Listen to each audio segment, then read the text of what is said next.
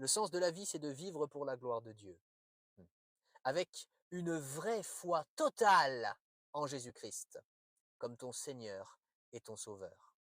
Alors déjà, la Bible, elle dit, car Dieu a tant aimé le monde qu'il a donné son Fils unique, afin que quiconque croit en lui ne périsse pas, mais qu'il ait la vie éternelle.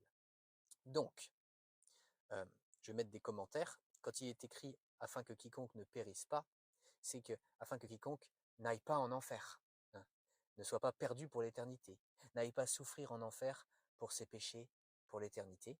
Mais si la personne, à un moment donné dans sa vie, croit en Jésus-Christ et que c'est accompagné de repentance, hein, qu'elle a la vraie foi en Jésus-Christ, alors elle a la promesse de Dieu d'aller au paradis, hein, mais qu'il ait la vie éternelle. Donc, la personne va croire et elle va passer de la mort à la vie. Elle a la promesse de Dieu, hein, c'est dans la Bible, hein, et pas celle des catholiques, je ne parle pas de la Bible des catholiques, hein, mais de celle qui contient 66 livres, par exemple l'édition Second 21. Bref, la personne est passée de la mort à la vie et elle a la promesse de la vie éternelle. Donc à un moment donné, elle croit. Il y a des personnes qui disent qu'il n'y a pas l'assurance du salut, c'est-à-dire qu'on peut perdre son salut. Donc imaginons que cette personne, elle a cru, elle va au paradis, puisque c'est écrit, hein, mais qu'il ait la vie éternelle. Hein. Donc, cette personne a cru en Jésus-Christ à un moment donné dans sa vie, elle a la promesse du paradis à terme, hein, dans l'éternité, et puis cette personne cesse de croire, et donc elle perdrait son salut. Mais donc, elle irait en enfer finalement.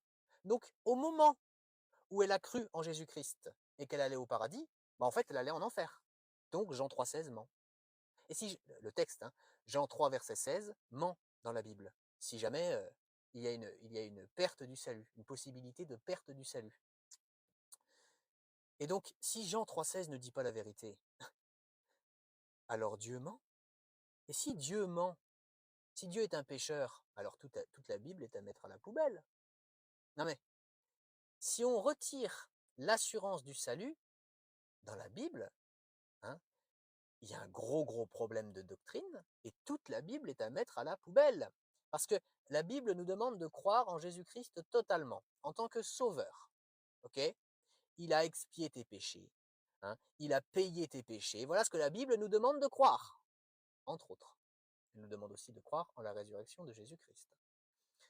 Elle nous demande aussi de croire que Jésus-Christ est Dieu. Elle nous demande plein de choses, de croire plein de choses, mais elle nous demande de placer toute notre foi en Jésus-Christ en tant que sauveur, c'est-à-dire celui qui t'a offert le paradis, qui a payé tes péchés, qui a payé la justice de Dieu pour toi, à ta place, qui est mort pour tes péchés, pour tous les péchés de ta vie. Voilà ce que la Bible nous demande de croire, entre autres.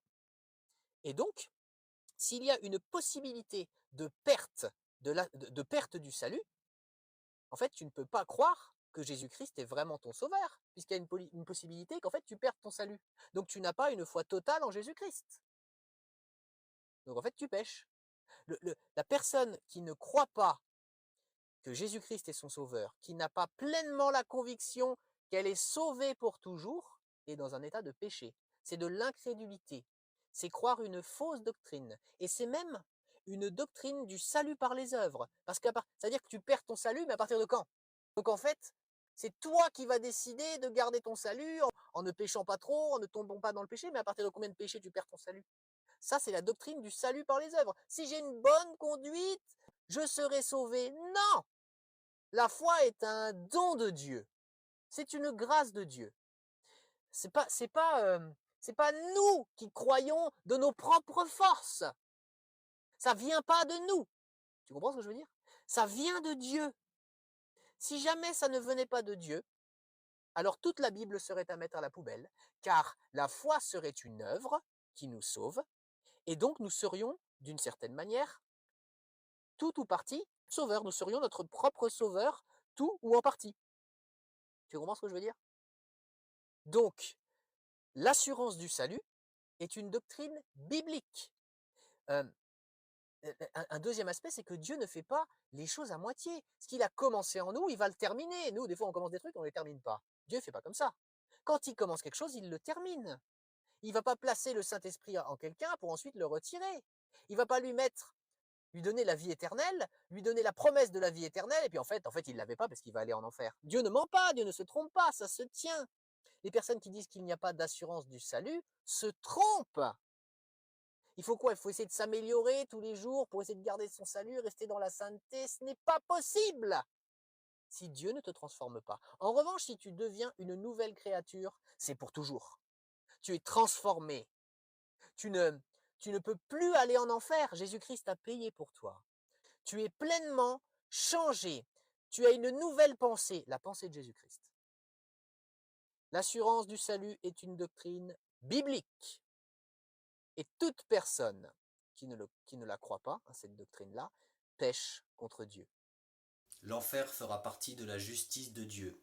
Ce sera un lieu de souffrance éternelle où il y aura des pleurs et des grincements de dents.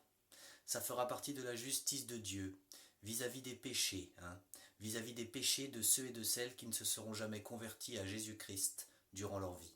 C'est ou toi qui vas payer pour tes péchés en enfer pour l'éternité, des souffrances sans fin, sans repos, sans répit pour toujours, ou alors c'est Jésus-Christ qui a payé pour toi, qui est mort pour tes péchés sur la croix, qui a souffert pour tes péchés sur la croix, pour tous tes péchés. Il faut croire que Jésus-Christ est Dieu et qu'il est aussi le seul Fils de Dieu. Il faut croire que Jésus-Christ est venu sur terre en tant que 100% homme et 100% Dieu pour payer pour tous tes péchés. Il faut que tu crois que Jésus-Christ a souffert pour tous tes péchés. Il faut que tu crois que Jésus-Christ est mort pour tous tes péchés sur la croix. Il faut que tu crois que Jésus-Christ a été enseveli, c'est-à-dire qu'il a été mis au tombeau une fois qu'il était mort, évidemment. Il faut que tu crois que Jésus-Christ a payé toute la justice de Dieu, pas une partie, toute la justice de Dieu pour tous tes péchés à ta place. Il faut que tu crois que Jésus-Christ a payé tout ton enfer éternel. Il faut que tu crois que Jésus-Christ a payé ton enfer éternel à ta place. Et je ne dis pas que Jésus-Christ est allé souffrir en enfer. Ça, je n'ai pas trouvé d'endroit où c'est écrit dans la Bible. Mais ce que je te dis, c'est qu'il faut que tu crois que Jésus-Christ a payé ton enfer éternel à ta place. C'est-à-dire qu'il a réussi à payer ta punition illimitée en un temps limité. Voilà ce qu'il faut que tu crois. Et il faut que tu crois que Dieu a ressuscité Jésus-Christ au troisième jour et que Jésus-Christ est vivant pour toujours. Que Jésus-Christ est victorieux sur la mort, sur le monde, sur le diable, sur le péché. Voilà pour la foi. Et si tu as accepté de croire tout ce que je viens d'expliquer là, alors la deuxième chose qu'il faut que tu fasses, c'est de pratiquer une vraie repentance. C'est-à-dire qu'il faut que tu prennes un temps, un temps à part, un temps pour Dieu, un temps où tu parles à Dieu. Et il faut que tu lui cites tes fautes, que tu lui cites tes péchés, que tu lui demandes pardon pour tout cela. Pour tout le mal, l'ivrognerie, le mensonge, l'impudicité, la pornographie, les immoralités sexuelles, la débauche, l'occultisme, la haine, la cupidité, l'idolâtrie, l'incrédulité, etc. Il faut que tu lui demandes pardon pour toutes ces choses qui lui ont fait du mal à Dieu, à ton Créateur. Et directement, je ne te dis pas de passer par un prêtre catholique. Il faut que tu t'engages devant Dieu à ne plus pratiquer le péché, le mal, sous n'importe laquelle de ses formes. Et il faut que tu dises à Dieu combien tu regrettes de lui avoir fait du mal par tes péchés, par tes fautes. Alors arrête cette vidéo et pratique cette repentance maintenant.